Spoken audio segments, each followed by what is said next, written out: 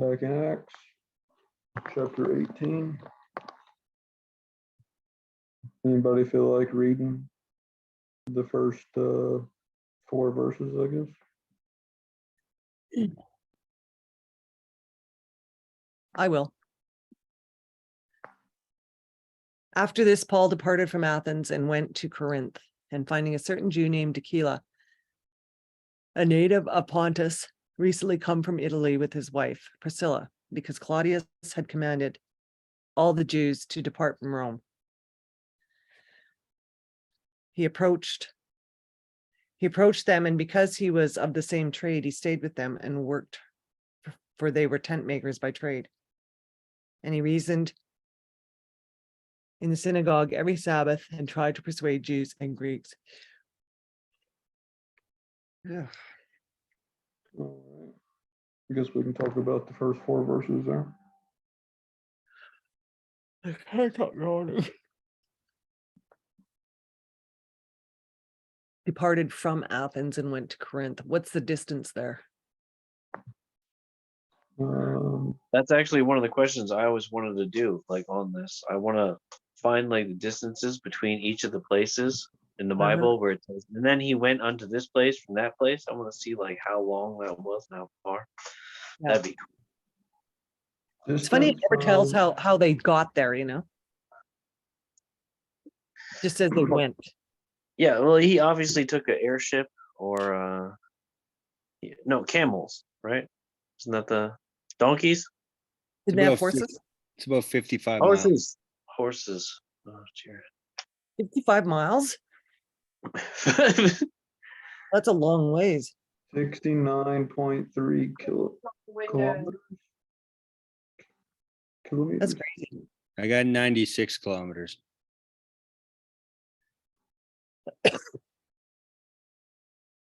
You guys have the same map? I doubt it. Well, it says distance 69 kilometers, road distance 81.2 kilometers. Yeah, I'm just on Google Maps. By bird, I guess it would be. And there's something else that says it's 104.5 kilometers. So apparently none of these things agree with each other. Sounds like it. I would assume if you walked, it would be a little bit less because this is taking the roadway and it looks like it has to double back on itself a few miles. But 54 miles? Yeah, I'd say 50. Just because it doubles back like the highway. He probably walked there in 2 or 3 days. So easy. How far can you walk in 2-3 days? How many miles? Is that reasonable? It's probably reasonable to, I would think, walk around 20 miles a day. 20 miles a day? That's a slow walk. It says They it's can a walk farther than that. 16. It says it's a 16-hour walk if you don't stop. 16 hours. Sweet. 2 days. I mean, yeah, you can walk that long, but like, really, you expect 2 million people to walk that far?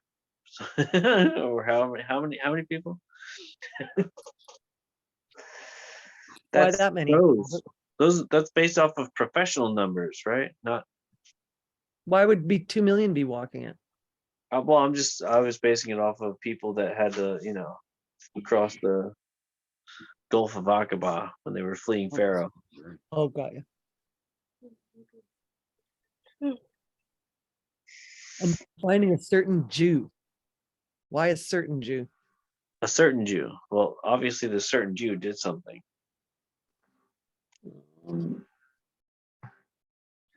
Maybe he was the first one he came to. You can't say his name because that'd be too obvious. That's like the same reason you can't say Pharaoh's name because it'd be too obvious, or Caesar's name. Be like, well, I'm gonna write a book right now, and I'm gonna write Caesar Octavius Augustus, blah blah blah blah blah, is the worst Caesar ever. You can imagine how long it is before you get beheaded, right? You're done. Right? Think about it. They would murk you right off the bat. So it looks like Aquila, but in the Greek it's Akulus. Achilles. Akulus. Achilles. Oh, man. So this guy's actually 6 times the New Testament brings him up. Oh, really? Yep. He's from Italy. Um, with his wife. Yeah, Priscilla. She's So how many times is she in there? she's in there. Let's see.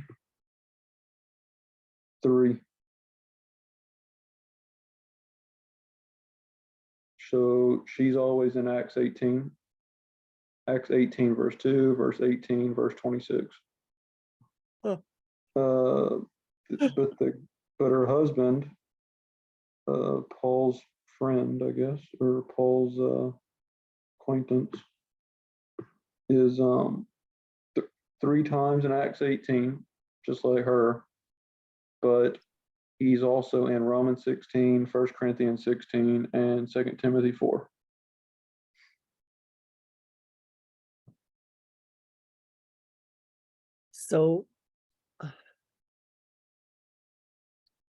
So all the Jews were kicked out of Rome. Yeah. That would be fair to say. Yeah.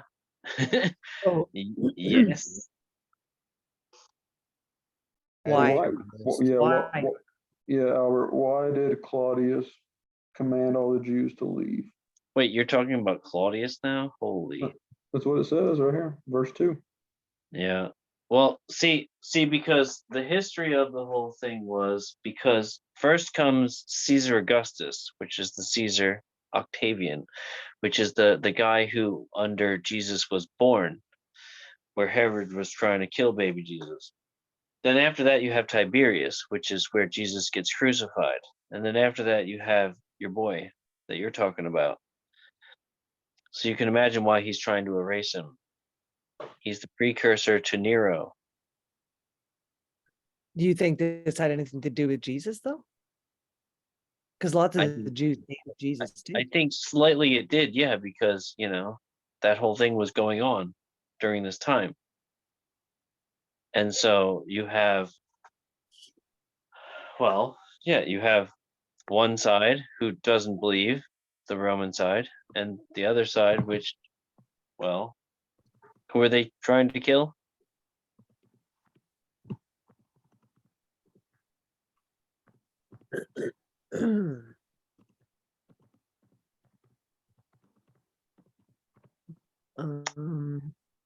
Um, Since the Jews constantly made disturbances at the instigation of Christus, Mm-hmm. he, the Emperor Claudius, expelled them from Rome.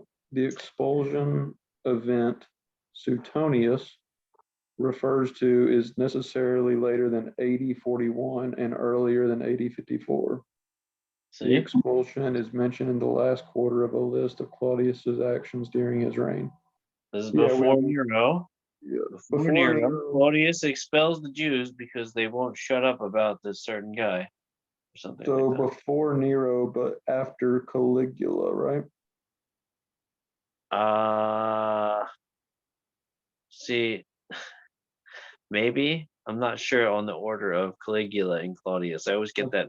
Isn't Caligula in between Tiberius and Claudius? Because Nero's right after Claudius. If that's what you remember, then that's probably true. So Because Nero starts in 54, right? When yes, Claudius ends. yes. So I do believe I do believe the Claudius is the second one and Caligula is the first one because Rob is always saying like the one that's taken out the way till he be taken out the way. Rob insists that the one that's taken out the way is Caligula. Sorry, Claudius, not Caligula. yeah, the Claudius. one before Nero. Yeah. says in Wikipedia says there were 2 expulsions of the Jews from Rome before the reign of the Roman Emperor Claudius. Right, but here's the fun part. expulsion of the Jews is one thing, but the expulsion of the Christians is the event we're looking for, right? Yeah. So this one says in 139 BC, the Jews were expelled after being accused of missionary efforts. Then in AD 19, Tiberius once again expelled the Jews from the city for similar reasons. So that would have been before Christ. So Wait, you said 880, 19? yeah. Oh, okay. That would have been about right then, eh? 80, 19, Jesus, AD 19, yeah, Jesus would have been in his 20s.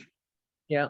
right, which is Tiberius getting into, but I'm pretty sure under Tiberius, Jesus was crucified and resurrected, and then you have dude man you're talking about, Caligula, and then Claudius. Yeah, so I guess Caligula would have been like mid 30s. Caligula was very, very, very quick, and very quick. I was gonna I say, think Caligula wasn't even like Claudius and Caligula. I don't think were actually alive during the time of Jesus was alive. It was all Tiberius. yeah, I don't know. I don't know when Tiberius ended and Caligula started. Let me look it up. Claudius was, says here, 41 to 54. Right, but when did Tiberius end and Caligula? So Caligula would have been before 41, but sometime after 30.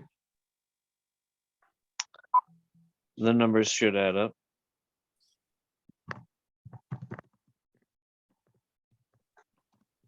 Tiberius was definitely Jesus. Next guy, not so sure. I think because he was already killed by then and resurrected. Tiberius reigned from AD 14 until 37. So Caligula must have been like 37 to 40, or to 37 to 41. Wait, who did you say? Tiberius was from AD 14 to 37. And if Claudius started in 41, then Caligula could have only been like 37 to 41, like 4 years. Claudius is after Caligula, which Caligula was short because he was the crazy guy. Yeah, I remember I made a movie about him. They say he's like deranged, just like Nero, where he's like Vlad the Impaler, where he's like putting people for pitchforks and stuff, like just crazy stuff. All right, I see it on Wikipedia. Caligula ruled from AD 37 until his assassination in 41. Yeah, they killed him because he sucked. And then Claudius took over. Yes, and then Claudius was kind of like whatever. He was blah blah. So most of the things that we're reading in Acts, well, I guess the book of Acts covers the time span of three different Caesars. Yeah, I mean, if it's covering Jesus' beginning, yeah. 1, 2, 3, 4. No, wait. It could be up to Actually, 4 no, because 4. Caligula was quick and it could go to Claudius. No, actually 4. So the book of Acts actually covers 4. There's no way it can go to Julius Caesar. So No, I'm saying 4 in the sense of the book of Acts starts with at the time. So like Acts chapter 1 is like AD 30, which Tiberius would have been reigning. AD 30.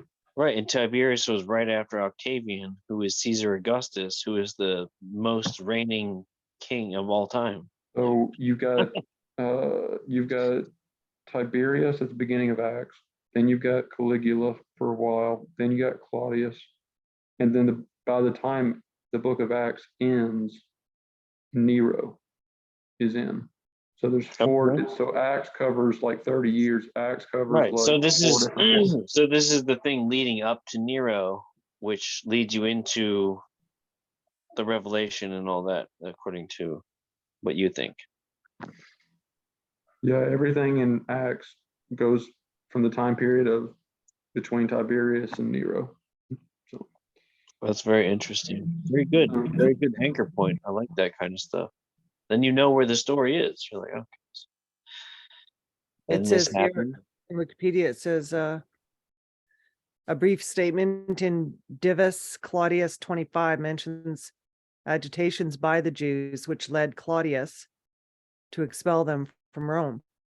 It says, since the Jews constantly made disturbances at the instigation of Chrestus. What is that? Jesus. At the instigation of Christos, which is Christ. Yeah, Christos. that's what I was thinking. Yep. CHREST.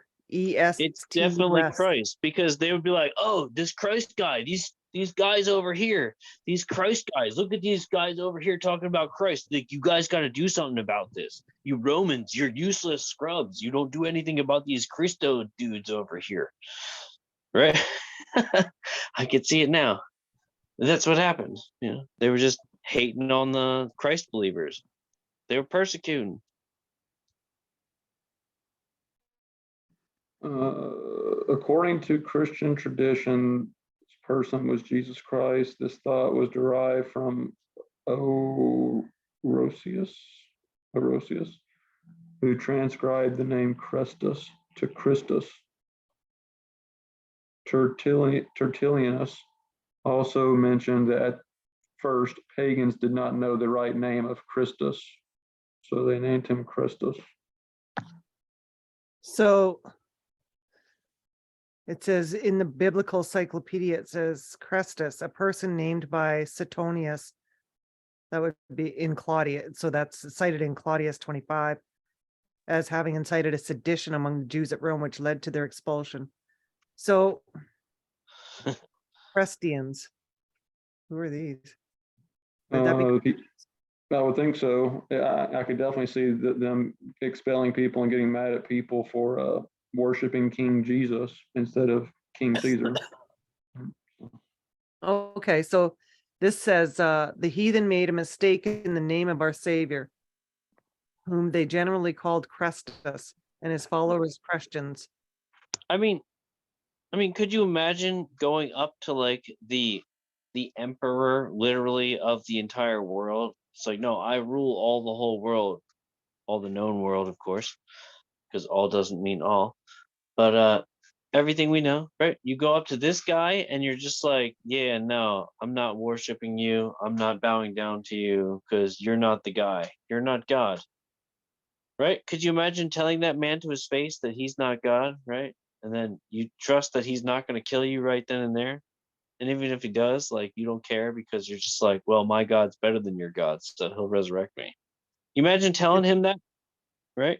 It says this is It's like some psychology warfare stuff. It's like, yeah, go ahead, kill me, knock yourself out, watch what happens. It says this is noted by Justin Martyr, Tertullian, and Lactantius. Christus is the same, or the Psalme with the Hebrew Messias, and signifies a person anointed, while Christus means good. Tertullian tells the heathen that they were unpardonable for persecuting Christians merely for their name, for both names were innocent and excellent. Huh. Interesting. Tertullian being the historian guy. Yeah.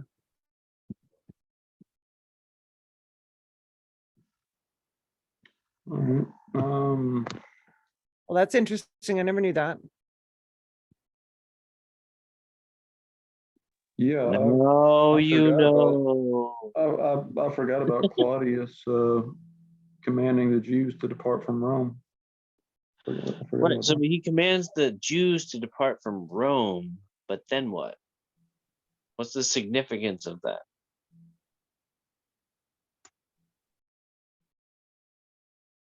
Does it say?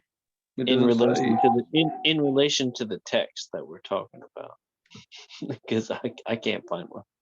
Well, I mean, well, if it is over Christianity, if that is the reasoning, it goes on to say just in the next two verses, it says in verse 4, talking about Paul, he reasoned in the synagogues every Sabbath and tried to persuade Jews and Greeks.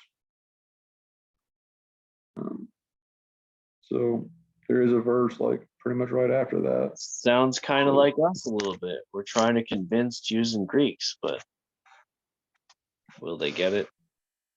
Well, and if you remember in the previous chapter, in chapter 17, in verse 5, the Jews were envious and they recruited certain wicked men of the marketplace and they formed a mob and set the city in an uproar. And they attacked the house of Jason, trying to bring them out to the people because they were saying, these men have turned the world upside down. They're acting contrary to the decrees of Caesar, saying Okay. that there is another king, Jesus, and they stirred up the people. So we just read about that in Right. Thessalonians. Well, I mean, yeah, obviously, if they would have known the story from beforehand, they would have known that, Jesus was asked by Pilate, like, "Are you a king?" And then he was like, "No, you call me a king, right? You say that I am." Well, he said, well, he does say, you say I'm a king, and for this reason I've been born. But he's like, my kingdom's not from here. Otherwise, Right. my And servants will be that's where fighting. Pilate was like, "Oh, so your kingdom's not here?" Yeah, he's like, he says, so you are a king, but he's like, what? So what is truth? And all that. So,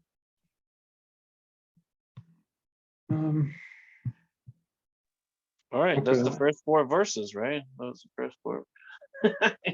Yeah. I guess Paul stays with Priscilla and Aquila for a while. I And didn't realize that the Greeks were at the synagogues as well. Well, I mean, if they believed, right? Yeah, I don't know if they were. Oh, I don't know if it was like the temple. Like, I don't know if the synagogues were like temples in the sense of. I don't know if they were allowed all the way in, like the inner parts, or if they had like their outer part where they had to stay. Just wait until I show you all the melted temples. Anyway, Okay. Anybody have anything else on the first 4 verses? No, not me. Nope. Somebody else can read. I got too many dots in this thing. I don't even know where the I think period. it's Andrew's turn to read. All right, I'll read 5 through 11. Seems like the next section there.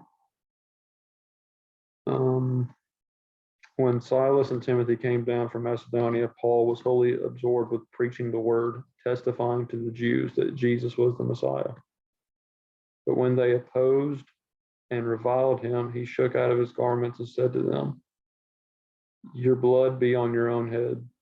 I am guiltless. From now on, I will go to the Gentiles." And he left there and went to the house of one named Titus Justus, a worshiper of God, whose house was next door to the synagogue. Crispus, the ruler of the synagogue, believed in the Lord, together with his entire household, and many of the Corinthians, upon hearing about it, believed and were baptized. And the Lord said to Paul during the night in a vision, "Do not be afraid, but go on speaking. Do not be silent, because I am with you, and no one will lay a hand on you to do you harm, for I have many people in this city." So he stayed there a year and 6 months, teaching among them the word of God. Well, that's a long time. Okay. All right. So it says in verse 5, Silas and Timothy came down from Macedonia. I wonder like if word had somehow gone back to them to let them know. Okay, I'm gonna have to. So coming down from Macedonia implies on the map from going from a northerly place to a southerly place, or like how's that work? I think When when do it you comes mean to to, go down or to go I up? think it means down in elevation. Like anytime the Bible says go up or down, I think it's always Right, up well, or down. because Like, Stacy always used to say that whenever they were going to Jerusalem, it was always going up, and are then they they would go going? down from there. But is that Then true in this case? I would.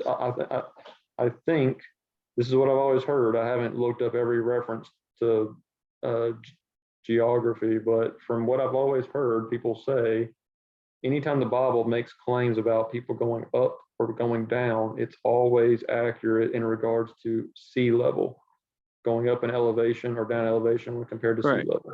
Yeah, I would agree. I think there But- was a guy who wrote there was a, But would they be going up or down from Jerusalem, wherever you were saying? well, this says they came down. They From came down Macedonia. from Jerusalem? That would make No, sense. They came down from Macedonia. They came down from Macedonia to Jerusalem? See, now that doesn't fit. No, not to Stacy Jerusalem. would say that every time you're No, going to Jerusalem, Not to you're going up, Jerusalem. you're going up to Jerusalem, down from Jerusalem. But they're in No. Corinth. Yeah, they came down from Macedonia to Corinth. Only because their mountain is bigger. But anyway. Fair enough. Macedonia to Corinth, came down. I think that was a guy's, is it William Ramsey or something? I think he was an atheist or something, and he set out to try to disprove the book of Acts or to try to disprove Luke or Oh, whatever. was And, it the Pharaoh Ramses?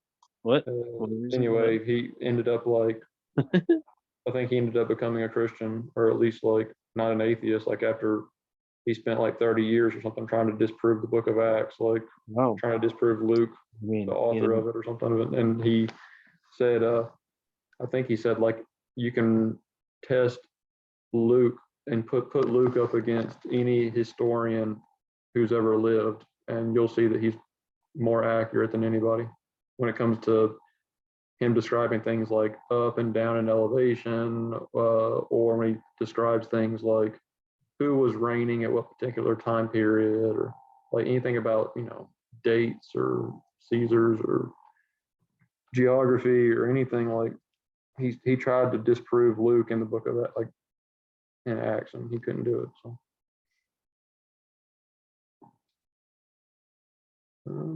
So this is where he dumps the Jews, I guess. yeah, I mean, the Jews have been trying to kill him. The Jews have already stoned him at least once. And Yeah, I know, but he's never rejected them like he just did, right? I don't Fair know enough. if he's rejected them. They definitely rejected Paul. There is a pivot though, because like that's what Yeah, I keep saying for the Revelation thing. I'm like, yo, the guys that rejected Jesus, they're not the saints. They can't be. It's by like No. definition. Right. So They're not what? explain it to me. They can't be the saints. The people that got stuck in Jerusalem that rejected Christ, they can't be the saints. Oh yeah. Well, there They're- was a big apostasy. When does apostasy take place here? Well, see, but that again, the apostasy is factored in, right? Well, there's a great apostasy going on over the whole, well, I say over the whole period. I mean, the church kind of began and got going in AD 30, like 50 days after the resurrection of Jesus. And early on in the book of Acts, we've already seen like thousands of people, like the church kept growing, thousands upon thousands of people, like 3,000 the first day. A couple of days later, there were 4,000 more or 5,000 more. It just kept growing. But then you get into Paul's letters and like the book of Hebrews and other things that talk about how there's a lot of people that have fallen away by that point. By late 50s, early 60s time period, people have already fallen away like crazy. I would agree that the falling away happened very swiftly after, because he warns, right? He says, like, even now there are many wolves. Yeah, we haven't got to it yet, but it's coming up in chapter 20. Fair when enough. Paul's giving his farewell address to the elders at the church at Ephesus. He says, I know that very soon, like quickly, like right after I depart from you, there's going to be savage wolves come in, not sparing the flock, and they're going to deceive people and mislead people. Think about what he says though. Savage, right? They're savage. Why? Because they don't care that they're ruining everything. They don't care that they're destroying everything that you thought. Well, we've already seen back in chapter 15, chapter 15, verse 1, there were some men who came down from Judea and they were teaching the brethren, unless you're circumcised according to the customs of Moses, you can't be saved. Now, would you Well, call them, there's also the Nicolaitans. But go ahead. Sorry. Go ahead. wouldn't you call them the Judaizers? Yep. So, I mean, they're just trying to take them back to the law, right? Yep. And what does it say about the law when you try and mix the law and the, Well, it doesn't work. Paul says in Galatians 5, verse 3, that if you want to keep circumcision or any part of the law, then you're obligated to keep all of it. Yep. That means you have to do the whole thing. And if you screw up on one part, you're screwed. Yep. lights out? But here he actually shakes out his garments. Okay, I'm done with you guys. Your Yep. blood be on your own heads. What? You're done? What? You found out? You figured it out? Well, Hold it. Jesus told him, Yeah. or I think when Jesus was talking to Ananias about Paul back in chapter 9, after, Saul had seen him on the road to Damascus, Jesus talking to Ananias says in Acts 9:15, the Lord said to him, go, for this man is a chosen instrument of mine to carry my name before both Gentiles and kings and sons of Israel. So Jesus told Ananias to go get Paul because he's going to go, he's a chosen instrument of mine. He's going to go and, take my name before all these people. And even in chapter 22, I know we haven't got there yet, but in chapter 22, you're going to see Ananias say to Paul that you're going to be a witness for Jesus, or you're going to be a witness to everyone about what the things you've seen and the things you've heard. And Jesus tells Paul in Acts 22, you need to make haste and get out of Jerusalem quickly because they're not going to accept your testimony about me. And he says in verse 21, Jesus says to Paul, go, for I will send you far away to the Gentiles. So there's lots of things about that coming up in Acts that we haven't got to yet. I guess this is kind of where it starts, maybe. How dare you to tell us Well, that what phrase things there. to come, you prophet guy. We're gonna stone you now, right? The Well, scripture here is interesting, though. Your blood be on your own heads. Okay? yep. What was it that makes me think of that that verse in Ezekiel? See if I can find it. Your blood be on your own head. There's a verse in Ezekiel 30, not 30, Ezekiel 3. I think. Did you listen to that podcast with Gary DeMars? I think it's I don't know how new it is. I think it's pretty new, where he talks about oh man, like Christianity, brotherhood, and individualism. Did you listen to that one, Andrew? That was pretty interesting. I saw the one like maybe a week ago about the 2 Thessalonians 2. Oh, okay, not that one. No. Ezekiel 3, verse 18. Oh, actually, let me see. This is God commissioning Ezekiel to go preach to the children of Israel. And he says, verse 16, now at the end of 7 days, the word of the Lord came to me saying, son of man, I have appointed you as a watchman for the house of Israel. Whenever you hear a word from my mouth, warn them from me. When I say to the wicked, you will certainly die, and you did not warn him or speak out to warn the wicked person from his wicked way that he may live, that wicked person shall die for his wrongdoing, but his blood I will require from your hand. However, if you have warned the wicked and he does not turn from his wickedness or his wicked way, he shall die for wrongdoing, but you have saved yourself. That's interesting. Again, when a righteous person turns away from his righteousness and commits sin, And I place an obstacle before him, he will die, since you have not warned him, and he shall die in his sin, and his righteous deeds which he has done shall not be remembered, but his blood I will require from your hand. However, if you warn the righteous person that the righteous is not to sin, and he does not sin, he shall certainly live, because he took warning, and you have saved yourself. So this is not anything new. I think God has had similar language like this with his prophets in the Old Testament, just like he's doing with the apostles in the New Testament. So that's what it talks about when, if you see your brother sinning. Now, that doesn't go outside the church though, does it? I don't think so. No. Yeah, I think 1 Corinthians 5, Paul talks about the church is supposed to judge within the church, like God judges those outside, but inside the church, the Christians are supposed to. Yes. So that's why he says afterwards, he says, I am guiltless. Yep. That's really interesting. Yeah. I mean, he's already done. He has done for them everything he was supposed to. Jesus wanted him to go to them. Jesus wanted Paul to go to the Jews and the Gentiles and all these different people, but he's already went to the Jews and they rejected him. So, I think didn't Jesus even said, like, to the other apostles, when you go into one city and they receive you, then that's good. That's good. That's a good thing. But if they don't receive you, then shake the dust off your feet and move to the next.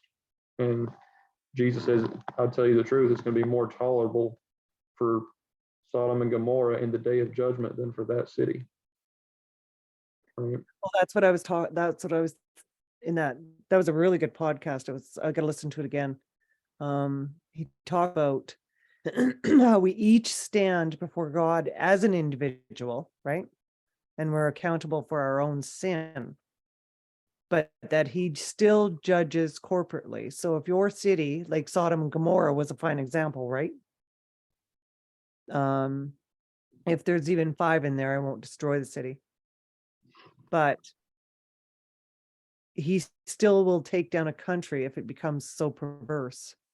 Yep. So it's no longer the individual, it's the collective. Yes. Ezekiel 18 is pretty much the whole chapter talks about the soul that sins will die. The father doesn't bear the sin of the son, nor does the son bear the sin of the father. But I think that's talking in a spiritual sense. God will still punish, but there's other scriptures that talk about God punishes to the 3rd and 4th generation. Now, I think those are 2 different types of judgments. One is God may bring physical, earthly calamities and destructions on nations that affect people's offsprings because of the sins that they've committed. And so therefore, people may have a more difficult life here in this world, but God doesn't hold people spiritually responsible.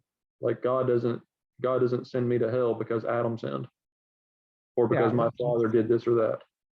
Now, I might have a more difficult physical upbringing than someone else because maybe the sins of my father or vice versa was, but spiritually speaking, God doesn't hold, and spiritually speaking, it's always an individual thing. Physically, it can be a collective, like nationwide kind of thing.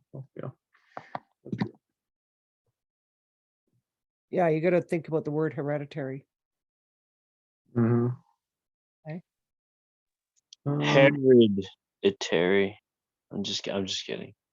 So when Paul was preaching, he was testifying to the Jews that Jesus was the Messiah.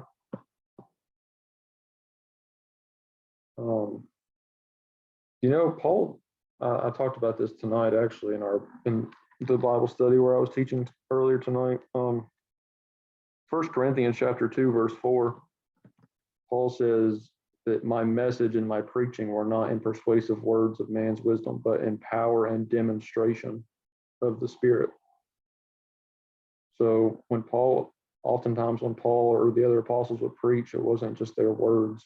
It was the Holy Spirit's words coming through their mouths. but they would also be able to back up their claims with, tongues and prophecies and healings and miracles and striking people. Where's that scripture? Open your mouth and I will fill it. Matthew 10:20, Hopefully Uh, not with Oreos. Matthew 10:20, Luke 21:14 and 15, I think. I mean, there's a couple of different ones. But those are two. No ramen noodles either. It's bad.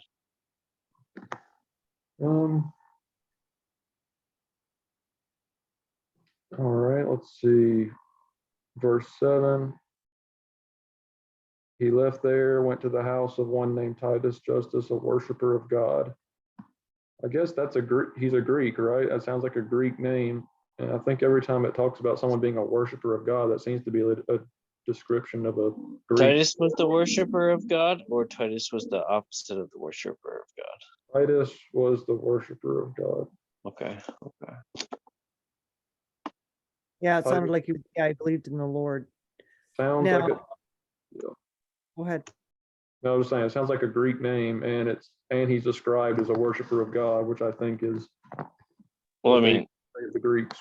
So Titus is eventually the Roman emperor's name Well, this is after Titus. Vespasian. So well, even in the New Testament, like we have a New Testament book called Titus, and it's written there you go. to. It was a popular name. Everybody was named. Yeah, and I think he was a Greek. With Galatians chapter 2, Paul says that he refused to have Titus circumcised because he's a Greek. So Right. But also, like, how dare you? The Lord God said, I don't think this is the same Titus. No, it's a different name.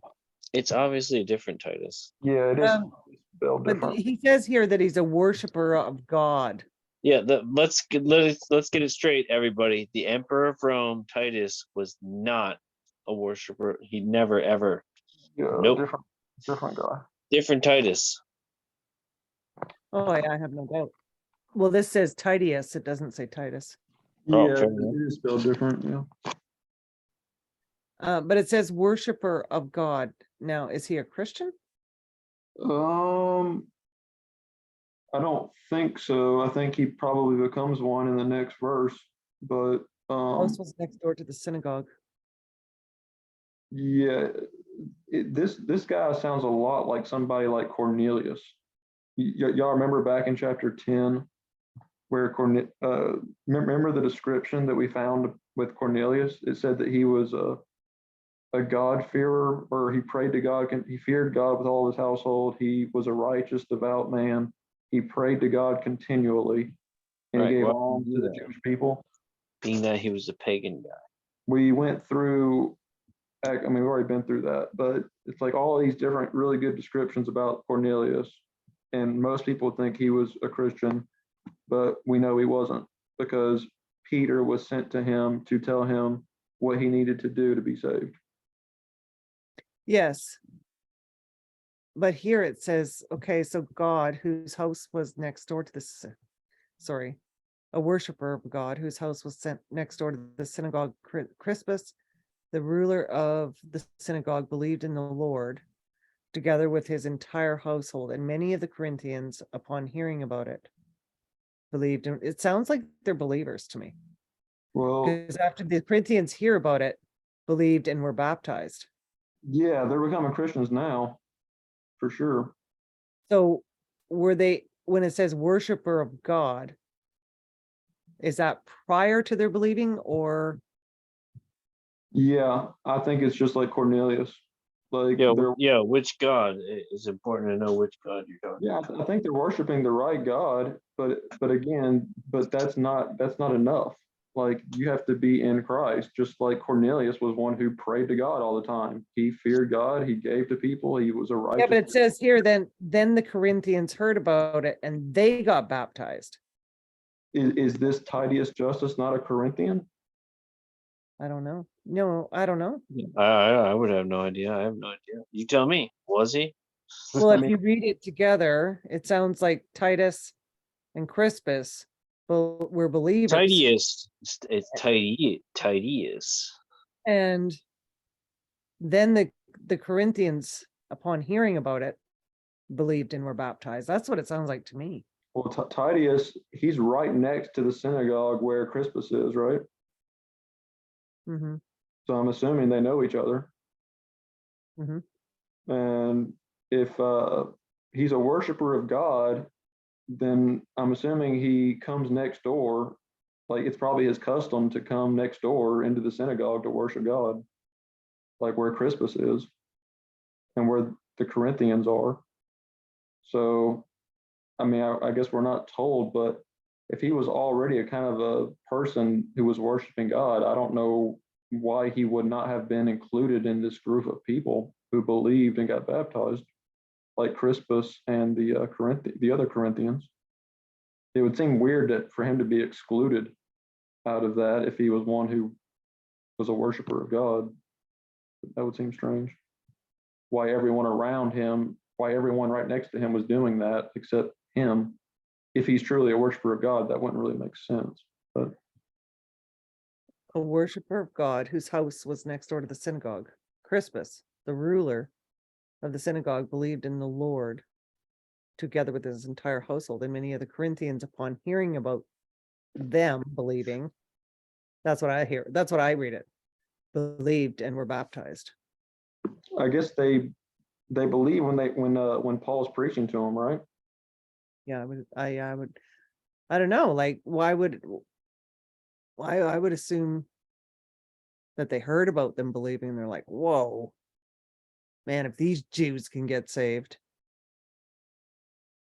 Well, it these says back in verse 5, Paul was wholly absorbed with Yeah. preaching the word. Yeah, for sure. So it's like that's what he's like dedicating himself to, like especially once Silas and Timothy came down, like they're able to help him out also. And Why do you think Paul was fearful? Or is he talking about the future here? Do not be afraid. which verse? Number 9. I would think because the people, a lot of the Jews want Paul dead. They've already tried to kill him multiple times. So that could definitely probably mess with you. Yeah. Um, Or is he talking about? No, he's not talking about what's coming. Oh, yeah, he is.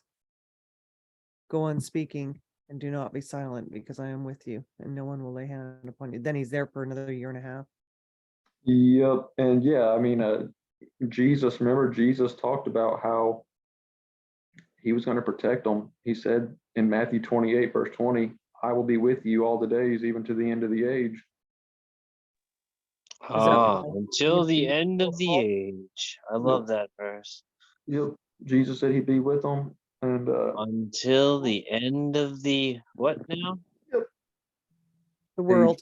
I To the end of the entire time, at all time, and the planets are going to collapse in a black hole. Oh no, not that.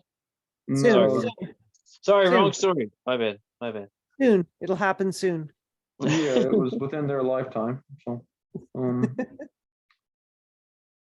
yeah, so I would say that phrase, where Jesus tells them, I am with you, is no different than what God told Moses back in Exodus 3, I think verse 10, verse 12, where he said, certainly I will be with you.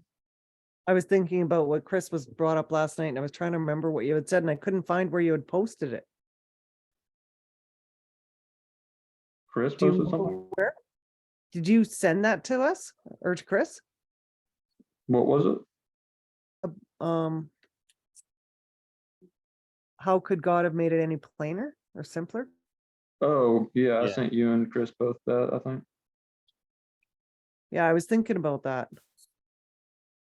I don't know if he, I don't know how he could have made it any clearer. It's just like if with you take those eschatology. timestamps, What's that? if you take those timestamps, you know, Yeah. Mm-hmm. Where else did he say it? what's that, Sandy? You're talking about when Jesus said, I'm with you always, and even unto the end of the age. Or Uh, in some it says world. I see it's in Matthew. But where That's, else? well, that's Matthew 28, verse 20. Yeah. But I mean, he says it here that I'll be, he tells Paul, I mean, he gives Paul the same assurance here that he gave the other apostles back in Matthew 28. But he wasn't alive then? Wait, what? Jesus said that to Paul? Well, Yeah. Jesus says it to Paul right here, like we're reading it right here in Acts 18. he had a vision. No, a dream. What do you have? A vision. Yeah, vision. He said it to Paul in a vision. Do not be afraid, but go on speaking and do not be silent, because I am with I you. love visions.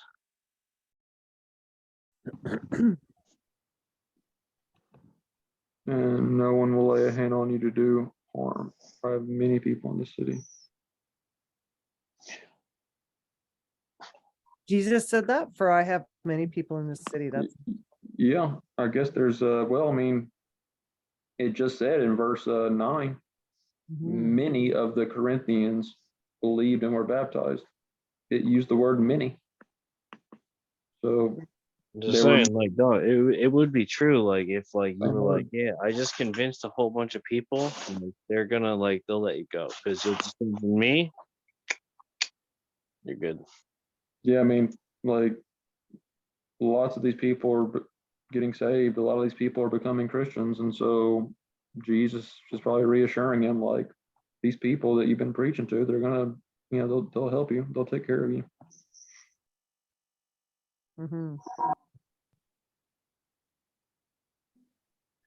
Now, year, 6 months. had he written any of his letters by now? Um, do we know what year this is? This was Claudius reigned between up to 54 or something, didn't he? yeah, so do we know what year Claudius commanded the Jews to depart from Rome? Yeah, I just read it. Where was it? See if you can find that. Um, 41 to 54. Then it's probably close. If he hasn't written any yet, he's about to. But keep in mind, these people, like, we're just now reading about the conversions of these people that he writes the letters to. Like we Yeah. read about, we read about the start of the church at Philippi back in chapter 16, just 2 chapters ago. We read about the start of the church at Thessalonica in the last chapter in 17. And now we're reading about the beginning of the church at Corinth right here. The church at Ephesus doesn't even exist yet. That's going to be in the next chapter. Oh wait, so yeah, Ephesus is going to be an important one. Yep, that's next. That's chapter 19. That's So- actually very important.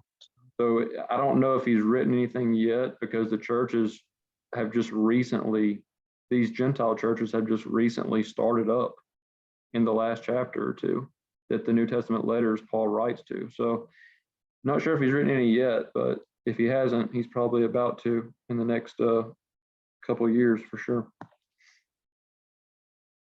Because you got to remember all those New Testament letters we have, all those churches that Paul writes to, you read about their start here in Acts. So, Yeah. but, let's see. What's the longest what's the longest time Paul stayed anywhere? The longest he stayed anywhere was How long was he in jail? No, of course, Andrew had a GPS tracking unit on Paul while he. I mean, was it Rome? Like at the end of the book of Acts?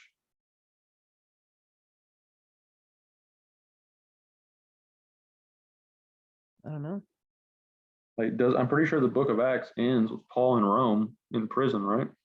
I think she was asking you because she doesn't know. Yeah, I don't know. I mean, I would guess Rome, but that could be completely wrong. I'm not sure. Okay. Maybe we'll have a more of A a pretty hint of long it. stay, I would think, 18 months. Well, this is yeah. Let me look and see. I'm just curious. Let me go to the last chapter in Acts and see if there's anything.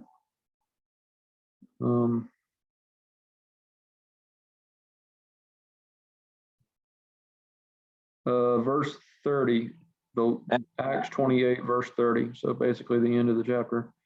Actually, Paul lived there 2 whole years. Oh, okay. In and Rome. ran- yeah, so that's the leader for now, unless between 18 and 28 we come across something that was longer.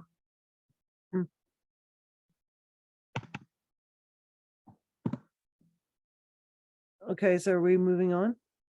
Let's see. Guess I skipped ahead here. ask me another question. Well, we got to the first 11 verses.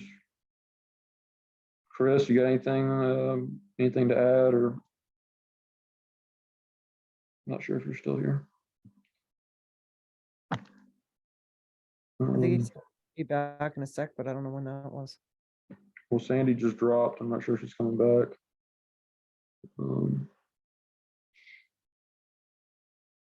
I guess we can keep going. 12 through. Okay, I'm still here. That's all that matters. I'm Yeah, still there you here. go. 12 I'm through the 17. spirit of all this. No, I'm not. But somebody else is. I guess 12 through 17. Guess we can do that section. Okay. Anybody want to read? Wait, a whole new section? You want to read, Albie? Talking about 17? 18, 19? Chapter 18. Oh. Or 18, 12 through Yeah. 17. Anybody? Yeah, no, I don't know where 18 is. I'm looking for it, but I can't find it. I'm in Daniel. New Testament. You're in Yeah. Daniel? Yeah. I'm- Flip I ahead. mean, Flip ahead about 20 books. New Testament, Albie. New Testament. don't mark me. Don't. Hey, X. Hey, there we go. I don't know Roman numerals. XIX. That's 19. I think. Yeah, So look 18? for Acts XV 111. That's exactly the page I turned to. Almost. go. I was one off. I literally turned to XIX, which is one page before. XV triple I. XV triple I. I'm here in the acts of XV. Oh, by the way, at the top, just so you know, for all the people out there who are talking about the I's and the J's and the dates, my King James at the top says chap XVIIJ. Just so you know. The J intending to mean like that's the end of the letter, end of the number. So that's why the J at the end. Yeah, read we finished through 11, so you want to do 12 through 17 for us? So XVIII and then a certain verse on that. Yeah, verses 12 through 17. 12 through 17. Okay, wow, that's actually like half of a page. Holy. Jeez. I hope we don't have to listen to thou and thee and thou. It's freaking 1611 King James version. Sorry, like I should have picked a better Bible when I bought a Bible. Dang it, it's very hard to read. No doubt. All right, fine, but here we go. If you really want me to, you said from verse 11 or 12? 12. 12. 12. All right.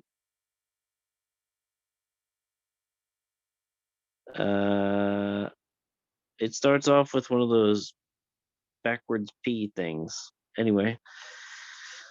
Oh geez. And when Gallio was the deputy of Achaia, the Jews, or the Ius, made insurrection with one accord against Paul and brought him to the judgment seat, saying, "This fellow persuadeth." Wow, that's a really fun way of spelling persuadeth. This fellow persuadeth men to worship God contrary to the law.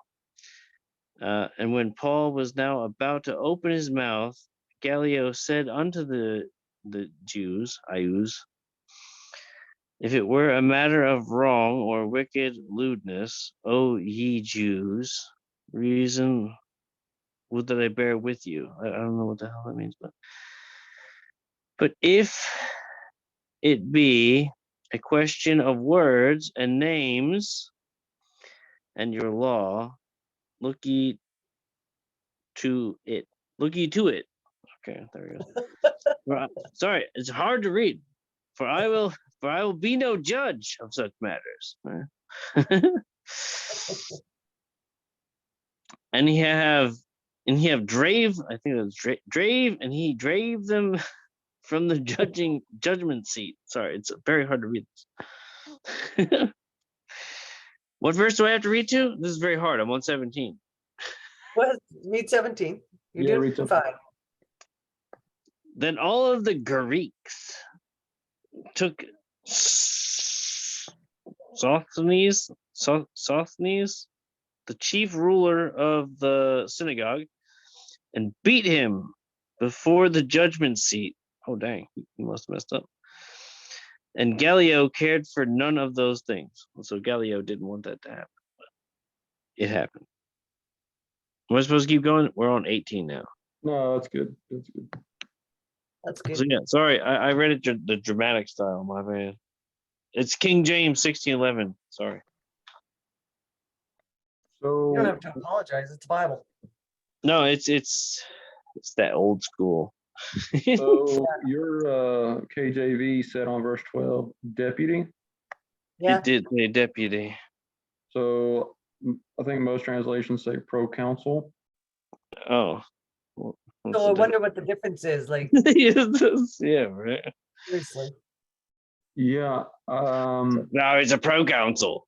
What the hell is a I proconsul? mean, it's not the first time this word has appeared in Acts. We saw it 3 times already in chapter 13. Was no, he was not a proconsul. Remember there was Paul going up against the Jewish false prophet Elymas in chapter 13, and Paul struck that guy with blindness, and the proconsul believed the word of the Lord when he saw them, Paul strike the guy with blindness. We've already gone through that. I guess this is a different proconsul, maybe, or the same. I don't know if it's the same one or a different one. Probably, they must Different. have them all in Rome. Yeah, this is a different one because in chapter 13, the proconsul was Sergius Paulus. They've got some wild names, eh? I mean, it seems wild to us. They probably think that we're pretty wild with the whole gender fluid, LGBT, whatever. I don't No, even know. I could just see it right now. Like, your name is Andrew. What kind of name is that? Simon They had- Peter's brother. Your name is Your name is Albert. What? Yeah, they would know Andrew. That was Simon Peter's brother. But They wouldn't know yeah, Albert. They would have no idea. probably not Albert.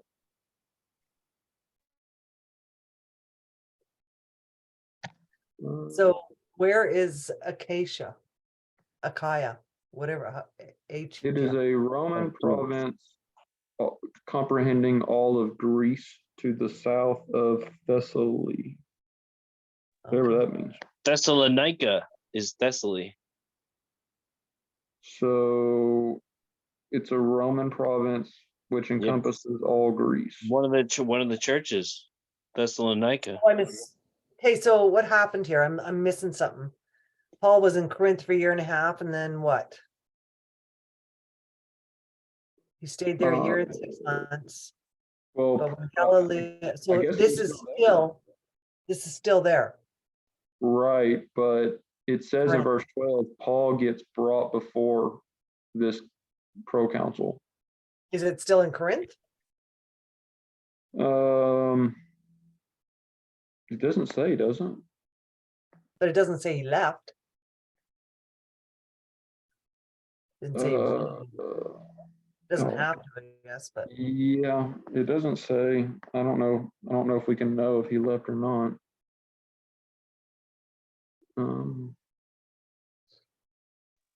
We should be able to trace their footsteps. Okay, well, verse 18, I know we didn't get to this part, but 18 says, Paul, after remaining there for a number of days, said farewell. So when it says he remained there a couple of days, or he remained Where- there a number of days, where are you at? verse 18, he remained there a number of days. So when it says he remained there, is it referring to Got me. Corinth, or is it referring to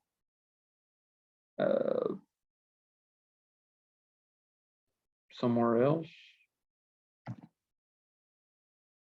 So it must be somewhere else because they had a lot of friends. Remember, Jesus said he knew a lot of people in Corinth. So, Right. but then 14 says, but when Paul was about to open his mouth, Gallio said to the Jews. I guess mean, it there, could be a yeah, I mean, there were Jews there too, though. Yeah. I don't think there's enough here for us to know one way or the other.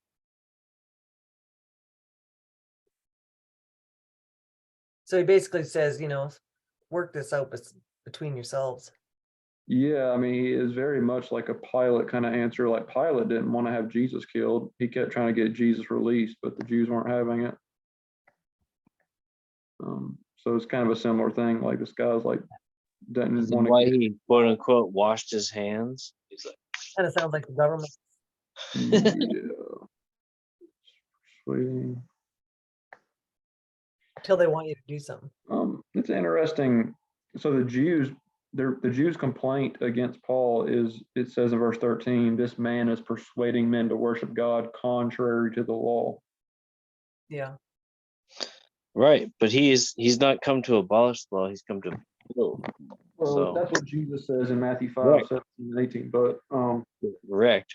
what is it that Paul is preaching that makes the Jews believe that he's Well, because Jesus, they see him as another God. That's what I would think. Yeah. Paul Honestly, yeah. Paul definitely has a lot to say in his writings about the deity of Christ, and the Jews definitely didn't like that. That's why they had Jesus killed. They didn't like Jesus being a man, making himself equal with God. So, but Paul says in Philippians chapter 2 that Jesus is equal with God. So that could definitely cause some contention between the which the church at Philippi existed by this point. I guess it could be possible. I don't know what year he wrote the letter to the Philippians, but church at Philippi was in existence by this point, and in that letter he does say that Jesus is equal to God, and the Jews had Jesus killed for that reason. So, also, Paul taught that the Christian assembly, the Christian worship, was on the first day of the week. That is not what the Jews did. We all know what day of the week the Jews worship God. So it's interesting here because Gallio says to him, if it were a matter of wrongdoing, so they didn't see it as wrongdoing or a serious piece of villainy, a crime, I guess, it would be reasonable for me to put up with you, to listen to them, I guess, to take them seriously. But if it's questions about about a word or names and your own law and names, what do you mean? Logos, a word. About a word and names and your own law, see to it yourselves. Yeah, that sounds a lot like what Pilate said. Like Pilate told the Jews, like, you go judge him based on your own law. And they kept telling Pilate, we're not permitted to put anyone to death.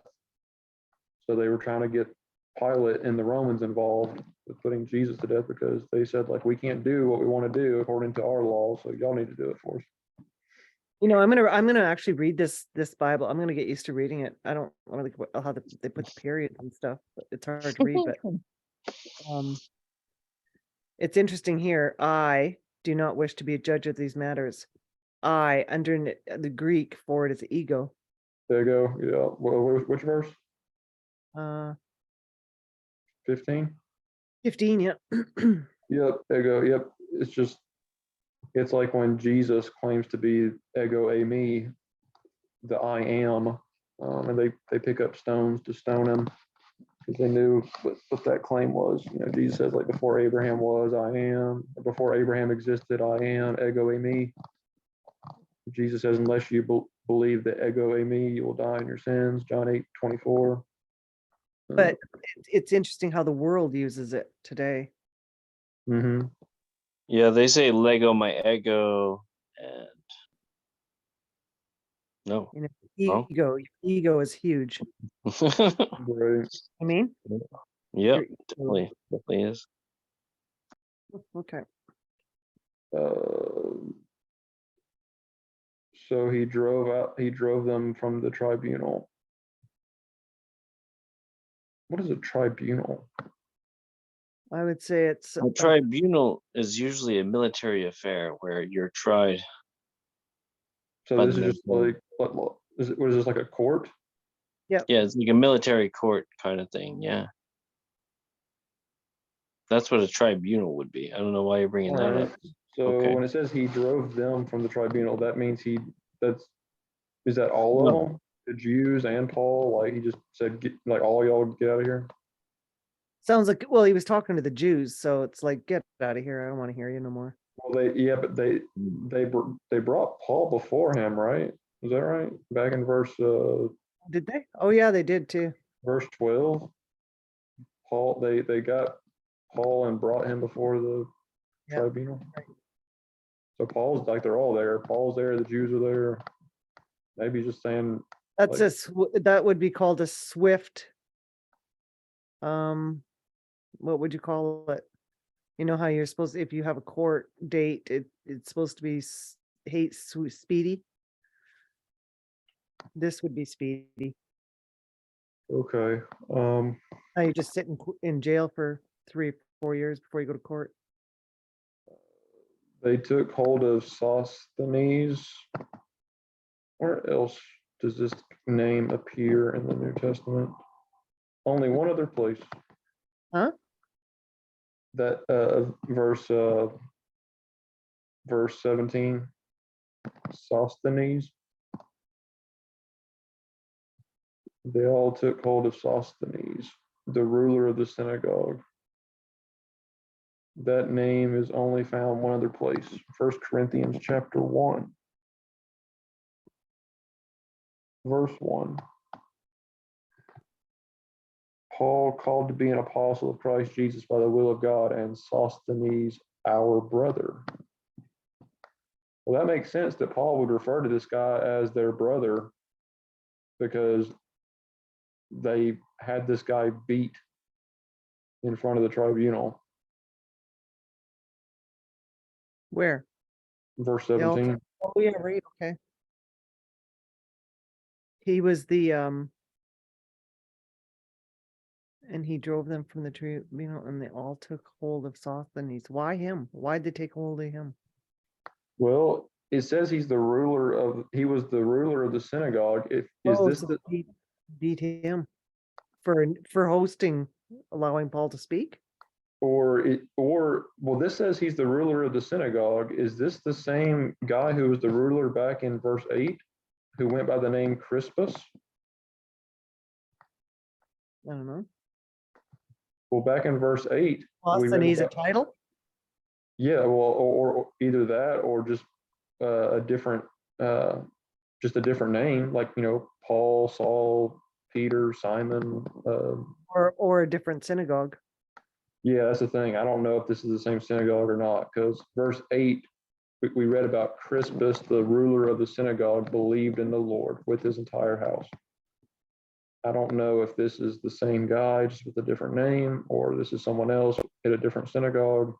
Because we couldn't figure out if they were still in Corinth or not. Well, it's interesting. None of these things were of concern to Gallia. So they watch him beat snot out of this guy, and yeah, whatever. Get out of my hair. Yeah, you don't care. It's like it doesn't concern him. Yeah. I guess that's probably far enough, eh? Yeah, I guess hopefully we can finish. We should be able to finish the chapter next time. There's only 10 verses, 11 verses left. But there's quite a bit in that 10 or 11 verses that we can talk about. So this will be Yeah. good. Let me go ahead and stop the recording. Thanks for tuning in if you did. Yeah, leave some comments on the YouTube channel of y'all's thoughts about the chapter. And if anybody knows if that is the same guy or if that's a different synagogue, if they're still in Corinth or if they're not, because we couldn't figure it out. If any of y'all know, feel free to post a comment in the YouTube section. Till next time.